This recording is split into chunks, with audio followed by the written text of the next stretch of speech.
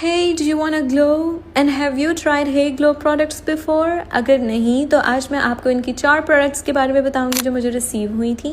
सबसे पहले इनकी ग्लूटाथायोन टैबलेट्स जिसमें विटामिन सी भी शामिल है और इसमें एंटीऑक्सीडेंट प्रॉपर्टीज़ हैं और ये आपकी स्किन को ब्राइट करती है। Then comes their pure glow serum. ये सीरम आपने सुबह भी अप्लाई करना है और रात को भी, और before you apply any other moisturiser और एनीथिंग, इस सीरम को अपने स्किन पर लगा के अच्छे से एब्जॉर्ब कर लें एंड आफ्टर 10 to 15 मिनट्स फिर आप कोई और प्रोडक्ट लगाएं।